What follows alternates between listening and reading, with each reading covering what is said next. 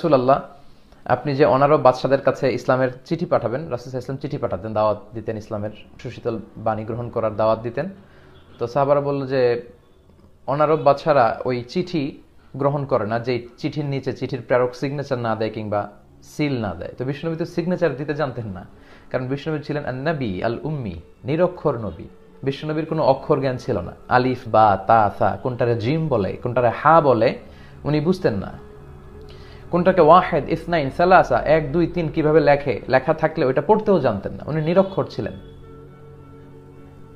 অনেকে আবার ভুল বুঝতে পারেন, বিশ্বনবী নিরক্ষর ছিলেন কিন্তু বিশ্বনবী মূর্খ ছিলেন না। নিরক্ষর আর মূর্খ পার্থক্য আছে। নিরক্ষর হচ্ছে ইলিটারেট আর মূর্খ মানে ইগনোরেন্ট। বিশ্বনবী ইগনোরেন্ট ছিলেন না, উনি ছিলেন ইলিটারেট, অক্ষর চিনতেন না। Written word was kind of mystery to him. লিখিত কোনো জিনিস রাসূল সাল্লাল্লাহু আলাইহি ওয়াসাল্লামের কাছে এটা একটা রহস্যের মতো ছিল, উনি পড়তেই জানতেন না। কেন জানতেন না? আল্লাহ ওনাকে শিখাননি।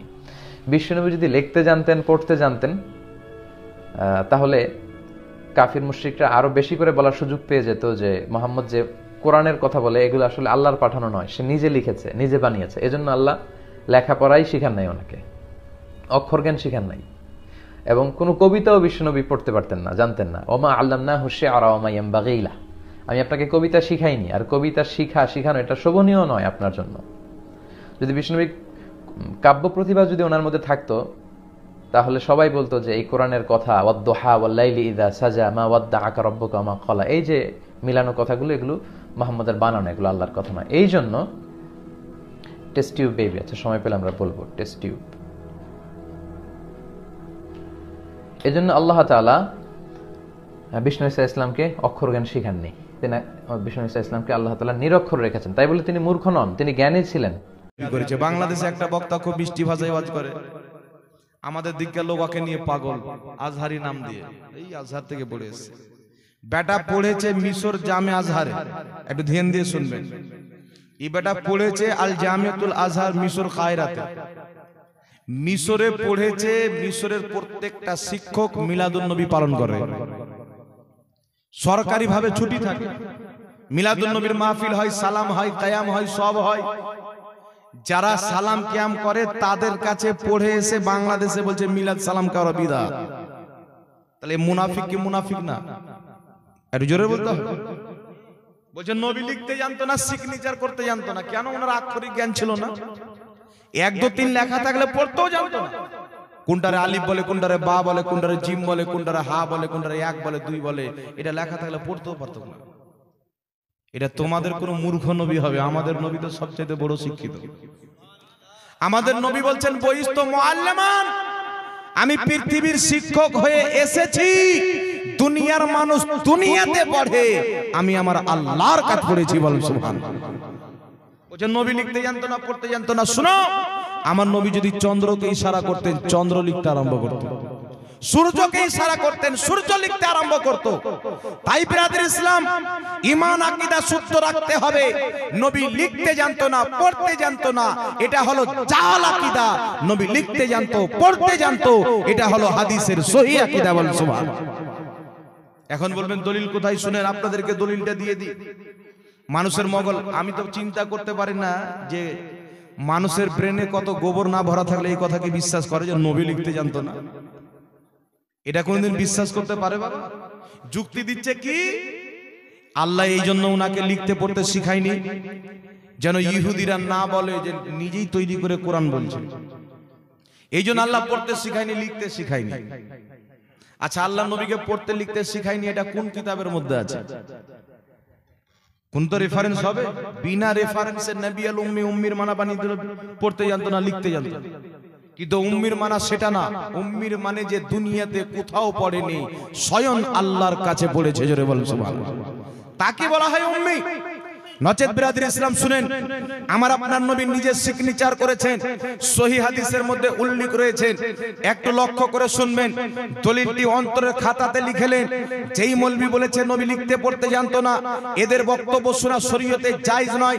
ইমানদার মুসলমানের জন্য ইমানের রক্ষার খাতিরে, আকীদার রক্ষার খাতিরে, নবীর তাজিমের খাতিরে এদের বক্তব্য শোনা শরীয়তে হারাম আছে। এই হারাম কাজ থেকে আপনাকে বাঁচতে হবে, নচেত আপনার ঈমান চলে যেতে পারে। উঠান বুখারী শরীফ হাদিস নাম্বার 12, বুখারী শরীফ হাদিস নাম্বার 2699। কত নম্বর হাদিস?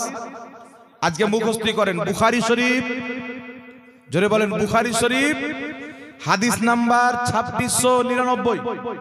মনে থাকবে, বুখারী শরীফ হাদিস নাম্বার 2699। কারোর কাছে বাড়িতে বুখারী থাকলে খুলে দেখে নেবেন।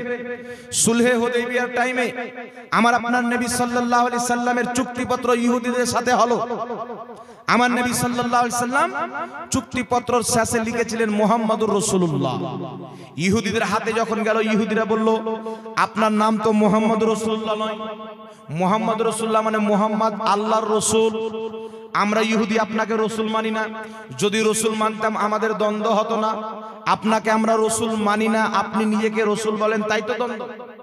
তো আপনি আপনার এই উপাধি কাটিয়ে আপনি নিজের নাম লেখেন। আমার নবী বললেন, আলী কাটিয়ে দাও। আলী বললেন, ইয়া রাসূলুল্লাহ, আল্লাহর কসম আমি কাটতে পারবো না, কারণ আমি তো আপনাকে রসুল মানি। হযরতে আলীর হাত থেকে পুরচাটা নবী পাক নিলেন। নেওয়ার পরে মুহাম্মদ রাসূলুল্লাহ শব্দটা মুছলেন। মুছার পরে ফাকাতাবা মুহাম্মদ ইবনে আব্দুল্লাহ, আমার নবী নিজের হাতে লিখলেন মুহাম্মদ ইবনে আব্দুল্লাহ। জোরে বলেন সুবহানাল্লাহ। তাহলে আমার নবী সিগনেচার করতে জানতেন কি জানতেন না? বুখারীর মানবেন না এ গাধার মানবেন? জোরে বলতে হবে। বুখারীর হাদিস মানবেন না এ গাধা মৌলবীর ফতোয়া মানবেন? হাদিস মানতে হবে মুসলমান। নাম আহলে হাদিস, হাদিস মানে না, হাদিসের নামে চুরি করে। হাদিস তো আহলে সুন্নাত ওয়াল জামাত মানে। নবী সিগনেচার করেছেন, আমরা বিশ্বাস করি। ইমাম ইবনে হাজার আসকালানী রাহমাতুল্লাহ আলাইহি বুখারী শরীফের সারা ফাতহুল বারীর মধ্যে লিখেছেন, নবী আমার নিজে সিগনেচার করেছেন। ইমাম কাজী আয়াজ রাহমাতুল্লাহ আলাইহি শিফা শরীফের মধ্যে হাদিস লিখেছেন, আমার নবী মুস্তাফা হযরতে আমিরে মুআবিয়া রাদিয়াল্লাহু তাআলা আনহুকে লিখতে শিখিয়েছেন, আলিফটা এইভাবে লেখো, বাটা এইভাবে লেখো, মিম এইভাবে লেখো, আল্লাহ এইভাবে লেখো। তাই বিশ্ববিখ্যাত মুফাসসির ইমাম ইসমাইল হাক্কি রাহমাতুল্লাহ আলাইহি নিজের কিতাব তাফসীরে রুহুল বায়ানের মধ্যে লিখছেন, আমার আপনার নবী সাল্লাল্লাহু আলাইহি সাল্লাম নিজেও লিখতে জানতেন, অপরকেও শিক্ষা দিতেন। জোরে বলেন সুবহানাল্লাহ।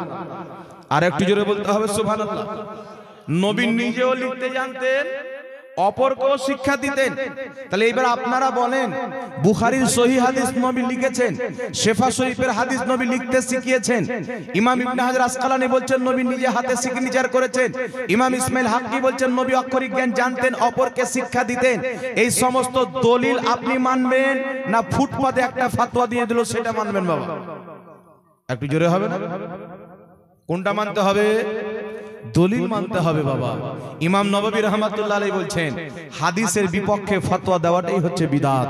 নবী লিখতে জানতো না, পড়তে জানতো না, আক্ষরিক জ্ঞান ছিল না, এটা বিদআতীদের আকীদা। নবী লিখতেও জানতো, পড়তেও জানতো, এটা হচ্ছে সুন্নাতি সুন্নিদের আকীদা। জোরে বলতে হবে।